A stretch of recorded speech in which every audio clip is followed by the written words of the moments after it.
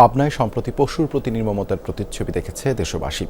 এর বিপরীতে গোপালগঞ্জের কোটালীপাড়ায় এক তরুণ তৈরি করেছেন অনন্য দৃষ্টান্ত। মানুষ যেখানে বেওয়ারিশ কুকুর দেখলে পাশ কাটিয়ে চলে যায়, সেখানে জিএম রনি নামের এক যুবক প্রায় 30টি কুকুরকে প্রতিদিন 3 বেলা খাবার খাওয়ান। শুরুতে পরিবারের সমর্থন না থাকলেও এখন তারাই রনির সবচেয়ে বড় শক্তি। অরেঞ্জ সহ বিভিন্ন ফ্লেভারে প্রাণ ললিপপ, জুসি জুসি ওয়ার্ল্ড।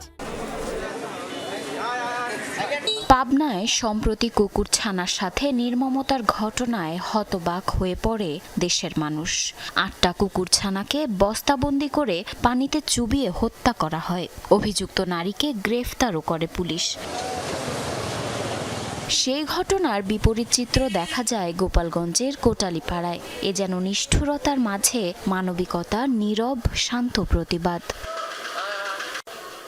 ঘাঘর বাজারে প্রতিদিন 3 বেলা খাবার নিয়ে 25 থেকে 30টি কুকুরের মাঝেই সময় কাটান জিএম রনি। পেশায় মোবাইল মেকানিক, কিন্তু হৃদয়ে জায়গা শুধু অবলা প্রাণীদের জন্য। করোনাকালীন লকডাউনে যখন বাজার হোটেল সব বন্ধ হয়ে যায়, খাদ্যের অভাবে জীবন মৃত্যুর লড়াইয়ে পড়ে কুকুরগুলো।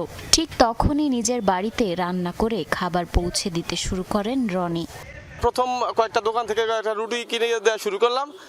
এরপর থেকেই ভালো লাগা যে কিভাবে করা যায়।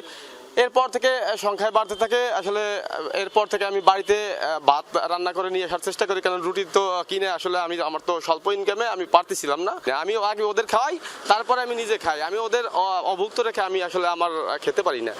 প্রথম দিকে পরিবারে কিছুটা আপত্তি থাকলেও এখন তারাই রনির সবচেয়ে বড় শক্তি। প্রতিদিন আলাদা করে কুকুরগুলোর জন্য ভাত রান্না করেন রনির স্ত্রী। স্বজনদের অনেকেই এখন যুক্ত হয়েছেন এই মানবিক কাজে।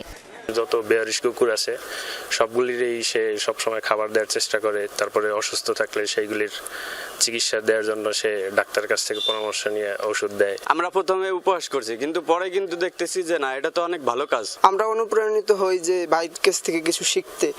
মানুষের প্রতি ভালোবাসা যেমন মানবিকতা, তেমনি প্রাণীর প্রতিও ভালোবাসা সেই মানবতারই অবিচ্ছেদ্য অংশ। রনির উদ্যোগ হয়তো বদলে দিতে পারে অনেকের মনোভাব, বলছেন স্থানীয়রা। জারিন অর্নি, যমুনা নিউজ।